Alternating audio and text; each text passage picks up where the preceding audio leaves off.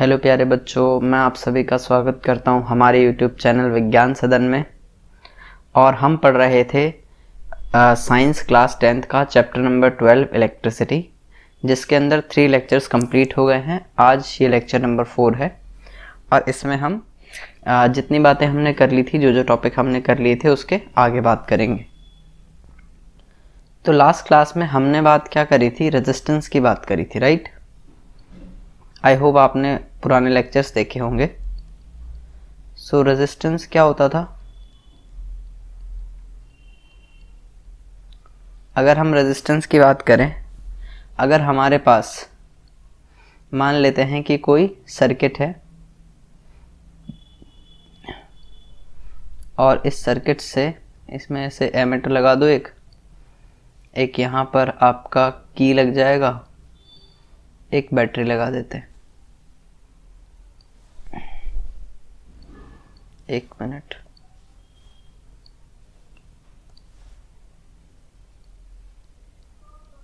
ये हमने बैटरी लगा दी, सर्किट कंप्लीट हो गया। और अब हम क्या कर रहे हैं यहीं पर? अभी देखो, अभी अगर हम सिंपल सी बात करें तो मान लो कि 12 वोल्ट की बैटरी थी, ठीक है, और इसकी वजह से इसमें कुछ करंट जा रहा था, ठीक है। अब जब करंट जा रहा था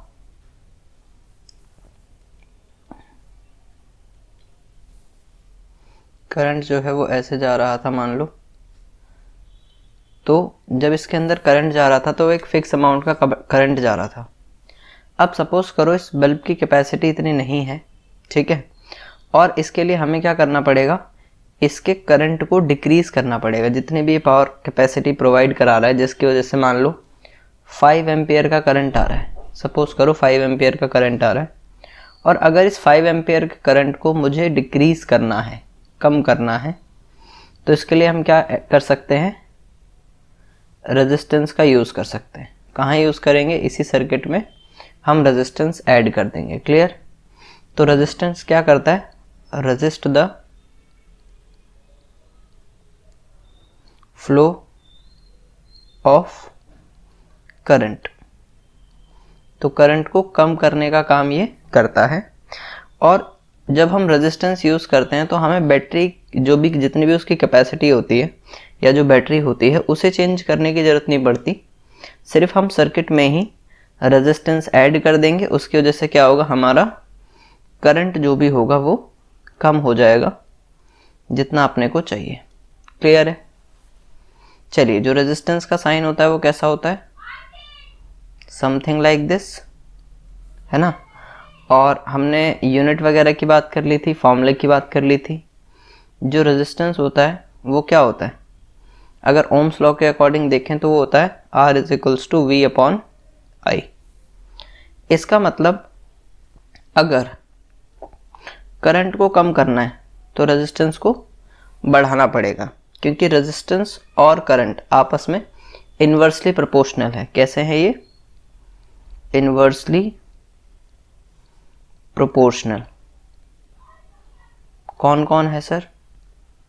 एक तो हमारा R एंड I। मतलब अगर करंट को डिक्रीज करना है तो रेजिस्टेंस को इंक्रीज करना पड़ेगा। यहाँ तक क्लियर है? चलिए, फिर हमने लास्ट क्लास में डिस्कस कर लिया था 1 ओम के बारे में। तो 1 ओम को अगर एक बार दोबारा से समझें तो 1 ओम की यहाँ डेफिनेशन बता रहा हूँ मैं, कि अगर if the potential difference across the 2 ends of a conductor is 1 volt and the current through it is 1 ampere, then the resistance R of the conductor is 1 ohm। कहने का मतलब क्या है कि सपोज करो कि हमारे पास एक कंडक्टर था और मान लो सपोज करो उसके 2 एंड थे, और इन दोनों एंड्स के बीच में जो पोटेंशियल था, पोटेंशियल डिफरेंस था, अगर वो 1 वोल्ट था, और इसकी वजह से इसके अंदर जो करंट फ्लो हो रहा था वो 1 एम्पियर हो रहा था, तो उस टाइम पे यहाँ पर जो रेजिस्टेंस होगा उसको हम 1 ओम कहेंगे, राइट। तो ये 1 ओम की बेसिक डेफिनेशन है उसके बाद रेजिस्टेंस का फॉर्मूला होता है V अपॉन I। तो हम इसे अगर हमें 1 ओम शो करना है तो 1 ohm equal to 1 volt upon 1 ampere हो जाएगा। क्लियर है?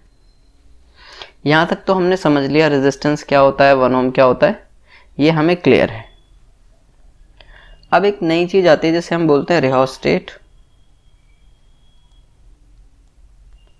या इसे बोल देते हैं वेरिएबल रेजिस्टेंस।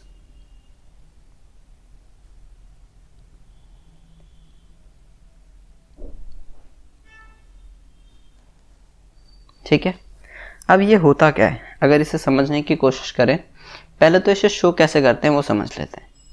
इसे शो करने का तरीका है रेजिस्टेंस बनाओ और ऐसे एरो लगा दो, तो ये साइन हो गया रियोस्टेट का। या क्या कर सकते हैं, ऐसे रेजिस्टेंस का साइन बनाओ और इसके ऊपर ऐसे एरो लगा दो, तो ये भी क्या होगा, हमारा रेजिस्टेंस का वेरिएबल रेजिस्टेंस का साइन होगा। क्लियर है? सो अगर हम देखें यहाँ पर कि वेरिएबल रेजिस्टेंस होगा क्या, उसको अगर समझने की कोशिश करें तो वेरिएबल रेजिस्टेंस जो है,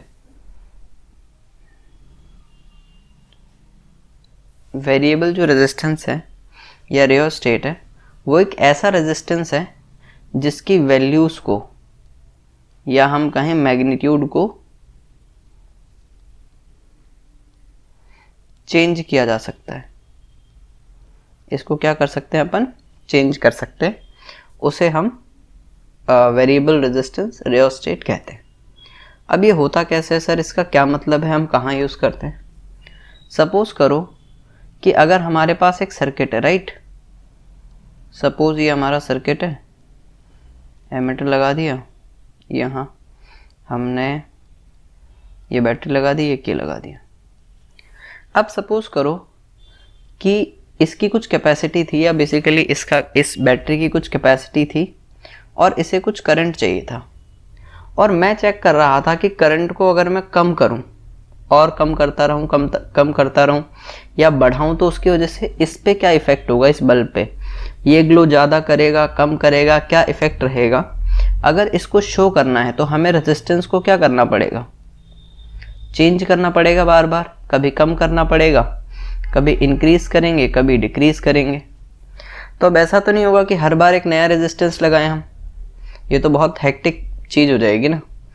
तो हम क्या करेंगे, वहाँ पर रियोस्टेट यूज़ कर लेंगे और उसकी वैल्यू को हम, या मैग्नीट्यूड जो है, मतलब पहले हमने 1 ओम लिया, फिर 2 ओम ले लो, फिर 3 ओम ले लो, फिर 4 ओम ले लो, ऐसे करके करके हम वैल्यूज़ को चेंज कर सकते हैं। ठीक है, किस में, रियोस्टेट में। तो रियोस्टेट का मतलब क्या है, एक ऐसा रेजिस्टेंस जिसकी वैल्यू चेंज की जा सकती है। अब ये दिखाई कैसे दे सकता है, देता है, मतलब दिखाई कैसे देता है, जरा समझते हैं। 1 मिनट रुकिए।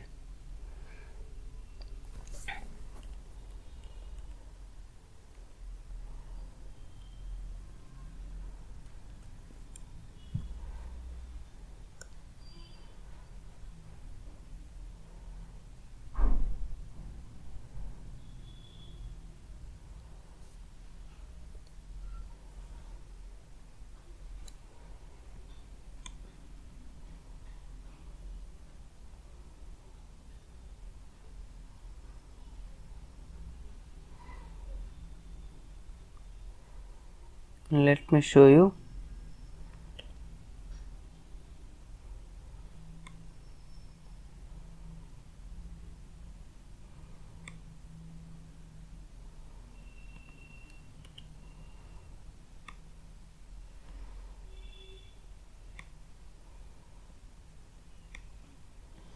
चलिए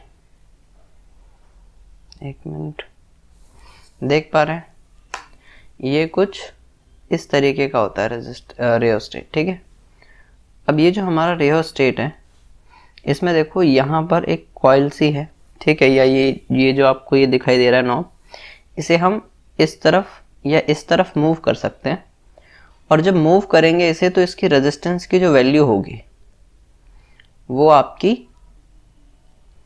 रेजिस्टेंस चेंज हो जाता है इस मूवमेंट से। ठीक है, तो ऐसा कुछ दिखाई देता है हमें रियोस्टेट। एक और भी होता है रियोस्टेट, उसमें बॉक्स वाला होता है, उसमें हमें कीज़ लगी होती है, उनको चेंज करके हम रेजिस्टेंस चेंज कर सकते हैं, राइट। तो आई होप आपको रियोस्टेट समझ में आया होगा, ठीक है। तो इसके अकॉर्डिंग अगर हम देखें तो रियोस्टेट क्या है, एक डिवाइस है जिसकी वजह से हम रेजिस्टेंस चेंज कर सकते हैं। अब इतनी बात तो हमारे समझ में आ गई। अब समझते हैं कि रेजिस्टेंस जो है वो डिपेंड किस किस चीज़ पर करता है। तो रेजिस्टेंस जो था वो देखा गया कि अगर हम एक मान लो वायर है हमारे पास इतनी सी, और मान लो कि मैंने इसकी लेंथ को, अभी कुछ भी L लेंथ थी, अगर इसकी लेंथ को बढ़ा दिया तो मुझे पता चला कि रेजिस्टेंस भी बढ़ गया, ठीक है। पहली बात तो ये हो गई। तो मतलब वायर की अगर हम लेंथ बढ़ा दें तो उसका रेजिस्टेंस बढ़ जाता है।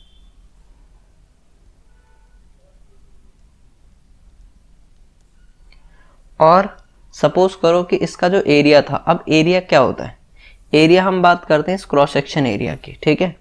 अगर इस क्रॉस सेक्शन एरिया को डिक्रीज कर दिया, मतलब वायर पतली कर दी हमने, ठीक है, लेंथ उतनी रखी लेकिन वायर पतली कर दी, तो अगर हमने एरिया को कम कर दिया तो भी रेजिस्टेंस बढ़ गया। या इसका ऑपोजिट भी हो सकता है कि अगर हमने एरिया को ज़्यादा किया तो रेजिस्टेंस कम हो गया, इसका ऑपोजिट भी पॉसिबल है।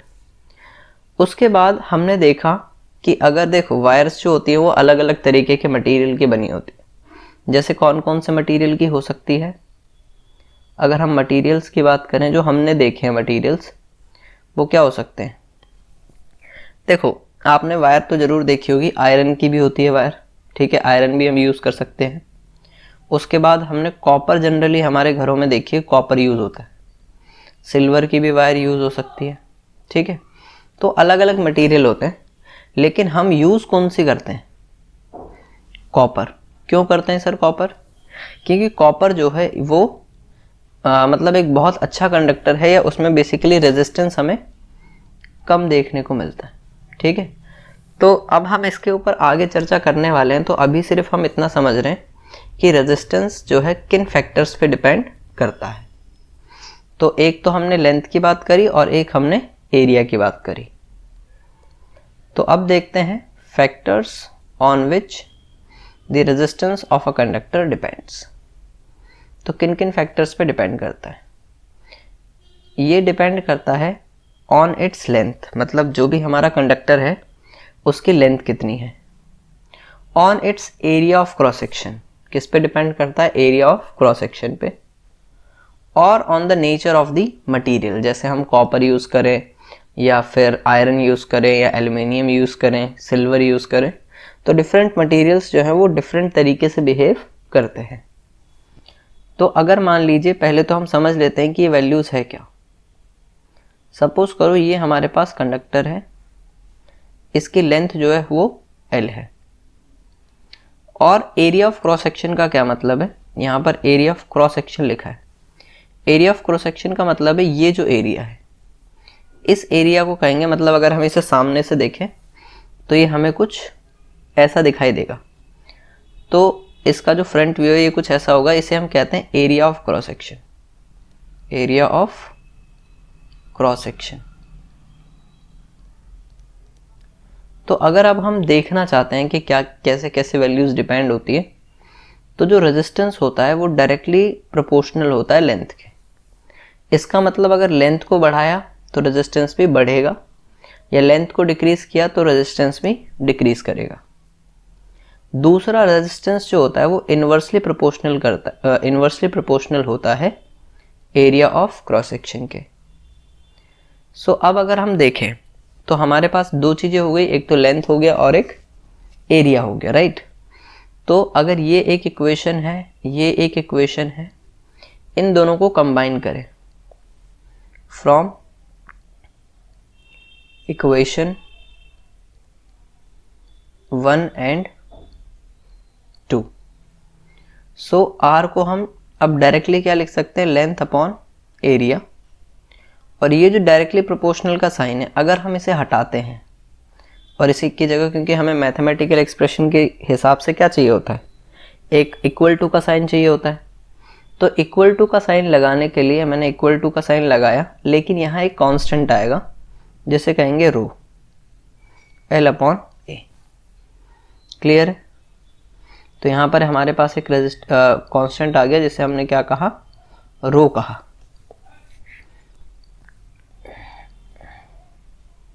इसे बनाते कैसे हैं? इसे बनाते हैं, ये जो रो है दिस इज कांस्टेंट, और इसे बोलते क्या है हम, RHO रो, या बनाते कैसे, समथिंग लाइक दिस। ठीक है, आई होप आपको यहाँ तक चीज़ें क्लियर हो रही है। चलिए, सो हमने इस कांस्टेंट के बारे में पढ़ लिया जैसे रो कहते हैं। एक्चुअल में इसका जो साइंटिफिक नेम है वो है रेजिस्टिविटी। अब आप सोच रहे होंगे कि मैंने लेंथ के बारे में बताया, एरिया के बारे में बताया, लेकिन नेचर ऑफ द मटेरियल के बारे में नहीं बताया, वो सिर्फ डिस्कस किया और छोड़ दिया। तो यहाँ पर ये जो हमारा रो है, इसी की वजह से मुझे क्या पता चलता है, नेचर ऑफ मटेरियल। ये यही किसको डिफाइन करेगा, नेचर ऑफ मटेरियल्स को। क्लियर है यहाँ तक? ठीक है, तो रो हमारा नेचर ऑफ मटेरियल को बताएगा, उसके बारे में बताएगा। चलिए, आई होप आपको यहाँ तक चीज़ें समझ आई हैं। ठीक है, अब जो हमारा SI यूनिट होता है, रो बेसिकली रेजिस्टिविटी का, वो क्या होता है, SI यूनिट ऑफ रेजिस्टिविटी।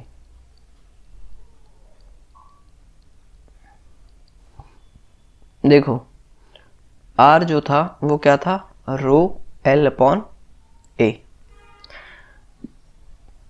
अब हम जानते हैं कि लेंथ को जब हमें मेजर करना है तो वो हम मीटर में करते हैं, एरिया को मीटर स्क्वायर में करते हैं। तो अगर मुझे रो डिफाइन करना है तो रो क्या आएगा, R इंटू ए अपॉन एल। तो R जो होता है रेजिस्टेंस होता है, उसकी यूनिट होती है ओम। एरिया किस में मेजर करते हैं, मीटर स्क्वायर में, और लेंथ मेजर करते हैं मीटर में। तो आप लिख सकते हैं कि एरिया मैंने यूज़ किया है मीटर स्क्वायर में, रेजिस्टेंस की जो यूनिट यूज़ की है वो ओम की है, और लेंथ की जो यूनिट यूज़ की है वो मीटर की है। इस मीटर से मीटर स्क्वायर का स्क्वायर कैंसिल, तो रो क्या आ जाएगा, ओम मीटर। तो इसकी जो यूनिट होती है वो क्या होती है, ओम मीटर होती है। क्लियर हो गया? सो यहाँ तक हमने चीज़ें स्टडी कर ली है। अब जो रेजिस्टिविटी होती है, ठीक है, वो हम कह सकते हैं it is a property of a material. क्या कहेंगे रेजिस्टिविटी को,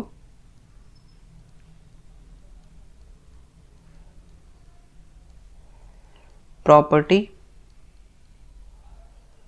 ऑफ मटेरियल होती है ये। अब देखो, डिफरेंट टाइप्स के मटेरियल होते हैं, कुछ को हम कहते हैं गुड कंडक्टर, कुछ को हम कहते हैं बैड कंडक्टर। तो किसकी हेल्प से कहते हैं, by the help of resistivity. अब अगर हम मेटल्स एंड अलॉयज की बात करें तो उनकी जो रेजिस्टिविटी होती है, ठीक है, रेजिस्टिविटी, उसका ऑर्डर होता है 10⁻⁻8 ओम मीटर टू 10⁻⁻6। ठीक है, और वहीं अगर हम बात करें आपके इंसुलेटर्स की, ठीक है, ये जो इंसुलेटर्स होते हैं इनकी जो रेजिस्टिविटी होती है उनका ऑर्डर डिफरेंट होता है। उनका ऑर्डर होता है 10⁻12 से लेकर के 10⁻17 ओम मीटर।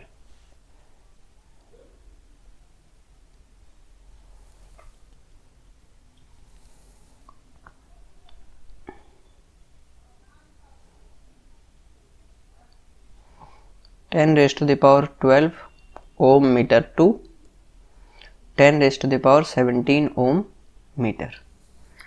अब इसका क्या मतलब है, मतलब हम जो जनरली कंडक्टर के लिए यूज़ करते हैं या हमारे घर की जो वायरिंग होती है उसके लिए जो यूज़ करते हैं वो क्या यूज़ करते हैं, मेटल्स और अलॉयस। ठीक है, वैसे तो हम अलॉय करते हैं, अलॉय क्यों करते हैं उसका भी रीज़न है। ठीक है, अलॉय जो होते हैं वो बहुत गुड कंडक्टर होते हैं। ठीक है, मेटल्स भी गुड होते हैं लेकिन उससे भी अच्छा है अलॉय। क्यों अच्छा है? क्योंकि हम अलॉय का मतलब क्या होता है, मिक्सचर ऑफ टू मेटल्स। और हम क्या करते हैं इसमें ऐसे मेटल्स यूज़ कर लेते हैं जिसकी वजह से एक तो ये हीट के रेजिस्टेंट हो जाए। ठीक है, मैं बताता हूँ, 1 मिनट। जो हमारे, अब ये इनको समझेंगे हम, मेटल्स क्या होते हैं, इंसुलेटर क्या होते हैं और अलॉय क्या होते हैं। तो जो मेटल होते हैं वो गुड कंडक्टर होते हैं। ठीक है, लेकिन कभी कभी क्या होता है, जब टेम्परेचर बहुत ज़्यादा हो जाता है या करंट बहुत ज़्यादा हो जाता है तो उस टाइम पे इनका टेम्परेचर जो है वो बहुत ज़्यादा इंक्रीज़ कर सकता है और इसकी वजह से फायर की सिचुएशन आ सकती है, आग लग सकती है मेटल्स में भी। ठीक है, लेकिन वहीं अगर हम अलॉयस की बात करें तो अलॉयस क्या होता है, मिक्सचर ऑफ 2 और मोर मेटल्स।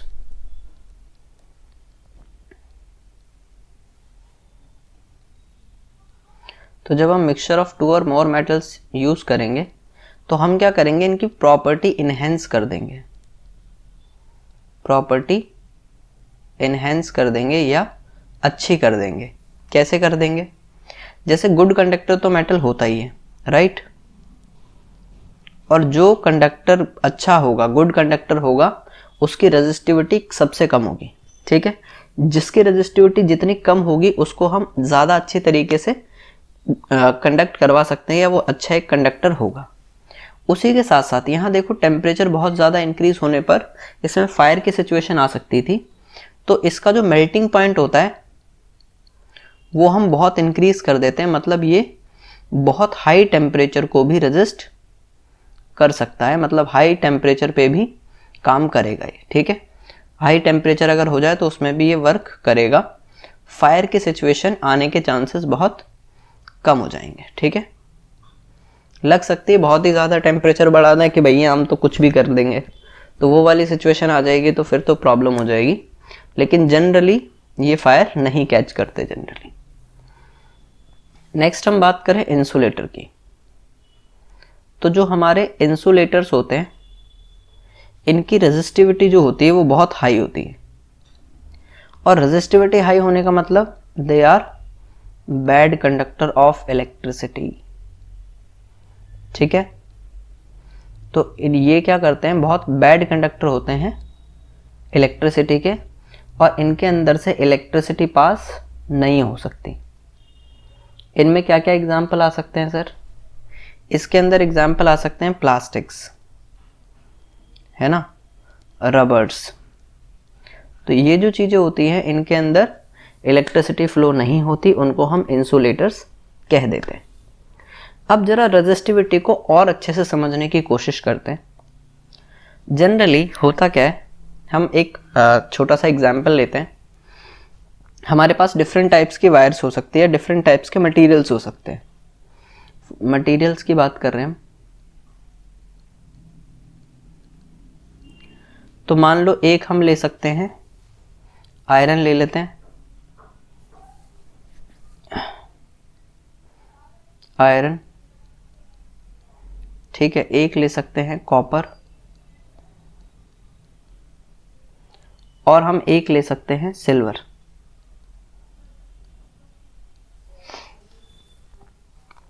अब जो हमारा सिल्वर है वो भी हमने ले लिया।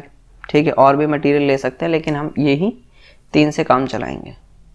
तो जो आयरन होता है वो भी हम घर की वायरिंग में यूज़ कर सकते थे, कॉपर भी यूज़ कर सकते थे, सिल्वर भी यूज़ कर सकते थे, गोल्ड भी यूज़ कर सकते थे, राइट। अब यहाँ पर क्या है, जो सिल्वर है, गोल्ड है, वो यूज़ कर सकते थे। क्यों? क्योंकि है तो वो भी मेटल ही। लेकिन हम ऐसा नहीं करते। क्यों? क्योंकि गोल्ड तो इसलिए नहीं करते क्योंकि बहुत एक्सपेंसिव है, तो हम लुट जाएंगे अगर हमने गोल्ड यूज़ किया तो। फिर उसके बाद जो आपका बेस्ट कंडक्टर होता है वो होता है सिल्वर। ठीक है, ये बेस्ट कंडक्टर है, मतलब इसकी जो रेजिस्टिविटी होती है वो बहुत ही ज़्यादा कम होती है, राइट। उसके बाद अगर हम बात करें तो कॉपर जो होता है वो भी एक गुड कंडक्टर है। गुड कंडक्टर और बेस्ट कंडक्टर में फ़र्क है ना। इसकी रेजिस्टिविटी इस सिल्वर से थोड़ी सी ज़्यादा होती है, मतलब कम तो होती है लेकिन इतनी कम नहीं होती जितने सिल्वर की होती है। और अगर हम आयरन की बात करें तो ये भी कंडक्टर, गुड कंडक्टर है, इलेक्ट्रिसिटी फ्लो करवा देगा, लेकिन टेम्परेचर की वजह से ये इसमें फायर का सिचुएशन आ सकती है, ठीक है। और इसकी जो रेजिस्टिविटी है वो इतनी कम नहीं होती जितनी कॉपर या सिल्वर की होती है। तो अब हम सिल्वर भी यूज़ नहीं करते। क्यों सर, सिल्वर क्यों यूज़ नहीं कर सकते? सिल्वर इसलिए यूज़ नहीं करते हैं क्योंकि this is also expensive, little bit expensive, है ना। चांदी जो होती है वो कितने रुपए किलो है? शायद 50-60 हज़ार रुपये किलो है। तो सोचो वायरिंग जब करवाते हैं घर की तो उसमें तो बहुत सारी वायर लगती है, तो हम तो लुट ही जाएंगे बिल्कुल, है ना। जबकि कॉपर की अगर हम बात करें तो कॉपर क्या है, एक चीप सोर्स है और अच्छा कंडक्टर भी है, ठीक है। हीट भी जो है वो अच्छे से मेंटेन कर सकता है। और कॉपर बेसिकली क्या है, एक अलॉय भी है, और अलॉय होने की वजह से इसकी मतलब रेजिस्टिविटी भी कम है, फायर को भी ये रेजिस्ट कर सकता है, फायर भी जल्दी नहीं पकड़ेगा, और ये सारी सिचुएशन इसमें रहेगी। तो इसीलिए जो कॉपर है हमारा, this is best conductor shooted, ठीक है। मतलब ये बेस्ट कंडक्टर होता है, इसकी बराबरी कोई नहीं कर सकता, ना आयरन कर सकता, ना सिल्वर कर सकता, ना गोल्ड कर सकता। सिल्वर कर सकता है लेकिन वो एक्सपेंसिव है, इसीलिए अपन यूज उसे नहीं करते, ठीक है। आई होप आपको यहाँ तक चीज़ें क्लियर हुई होगी। तो थोड़ा सा और पढ़ते हैं, 1 मिनट दीजिए मुझे।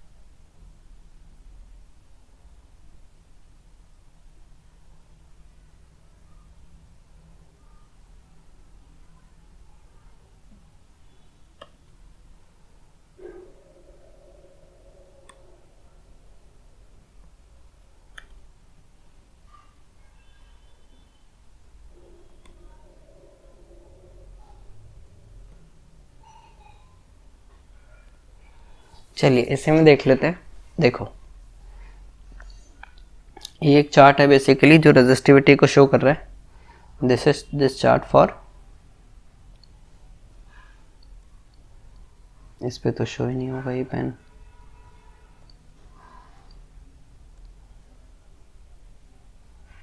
ये जो चार्ट है ये भी शो नहीं होगा, ब्लैक तो हो ही जाएगा।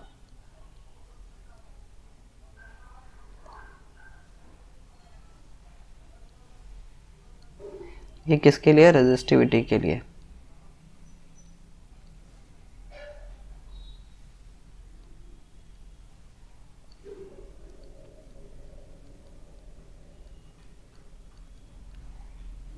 अब ये जो रेजिस्टिविटी का चार्ट है ये क्या बता रहा है? देखो सिल्वर जो है, 3 चीजें ली थी हमने, एक सिल्वर, एक कॉपर और एक हमने लिया था आयरन। देखो जो आयरन है उसकी जो रेजिस्टिविटी है या रो है वो कितना है, 10 × 10⁻⁻8 ओम मीटर। कॉपर के देखो 1.62 × 10⁻⁻8 और सिल्वर की देखो 1.6 × 10⁻⁻8। तो अगर हम ध्यान से देखें तो इस वैल्यू में और इस वैल्यू में बहुत माइनर सा डिफरेंस है। ये 1.60 है जबकि ये 1.62 है, बाकी पावर तो दोनों की सेम है। जबकि इसे देखो, आयरन को देखो, इसकी रेजिस्टिविटी इसके मुकाबले बहुत ज़्यादा है, मतलब ये करंट को, या बेसिकली मैं कहूँ हाँ, करंट को कम कर देगा, इतनी अच्छे से फ्लो नहीं होने देगा। जबकि ये करंट का जो फ्लो होगा, इनका जो फ्लो होगा करंट फ्लो करवाने का, वो बहुत अच्छा होगा। लेकिन सिल्वर हम क्यों यूज़ नहीं कर रहे हैं? क्योंकि दिस इज़ एक्सपेंसिव और ये इसके मुकाबले चीपर है। तो ये चीपर भी है एंड देन उसके साथ साथ इसकी रेजिस्टिविटी भी ठीक है, अच्छी है। ये अच्छी तरह से करंट को फ्लो करवा सकता है। तो इसीलिए हम क्या करते हैं, कॉपर का यूज़ करते हैं। वही देखो अलॉय भी अच्छे हैं, लेकिन है तो वैसे तो देखा जाए तो 10⁻⁻⁻6 में चले गए, ठीक है। तो ये भी अच्छे कंडक्टर्स हो सकते हैं, ठीक है, ये भी अच्छे कंडक्टर्स हो सकते हैं, ये भी अच्छे कंडक्टर्स हो सकते हैं। और सबसे बैड कंडक्टर है इंसुलेटर। क्यों? क्योंकि इनकी वैल्यू 10⁻14, 10⁻10, 10⁻13, 10⁻12 में चले गए। और इसका मतलब है कि इनकी रेजिस्टिविटी बहुत ही ज़्यादा है। Resistivity is very very very much high, ठीक है। और जब बहुत ज़्यादा रेजिस्टिविटी है तो ये क्या करेंगे, करंट को कम करने का काम करेंगे और फ्लो ही नहीं होने देंगे। तो इसीलिए जो प्लास्टिक वगैरह होते हैं उसमें करंट आपका अच्छी तरह से फ्लो नहीं हो पाता है। आई होप आपको यहाँ तक चीज़ें समझ आई होंगी, ठीक है। तो दिस इज़ ऑल अबाउट ना रेजिस्टिविटी। तो रेजिस्टिविटी हम अगर रिकैप करें तो रेजिस्टिविटी क्या होती है, एक मटेरियल की प्रॉपर्टी है और वो ये शो करता है कि कौन बहुत अच्छा कंडक्टर हो सकता है और कौन बहुत बेकार कंडक्टर हो सकता है। जिसकी रेजिस्टिविटी ज़्यादा होगी, ठीक है, जिसकी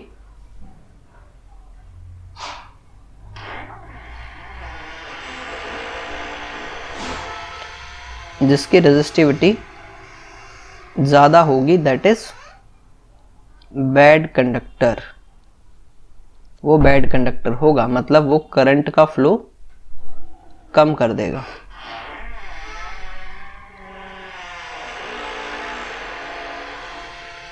और अगर रेजिस्टिविटी बहुत कम हो गई तो वो गुड कंडक्टर होगा और वो करंट को फ्लो अच्छी तरह होने देगा, ठीक है। तो ये जो डिस्कशन था ये हमारा रेजिस्टिविटी पे था। तो आज हमने 1 ओम की डेफिनेशन पढ़ी, रेजिस्टेंस पे थोड़ा डिस्कस किया, फैक्टर्स जो होते हैं रेजिस्टेंस किन किन चीज़ों पे डिपेंड करता है उसके बारे में पढ़ा, रेजिस्टेंस क्या होता है वो रेजिस्टिविटी क्या होती है वो पढ़ा, उसकी यूनिट के बारे में पढ़ा।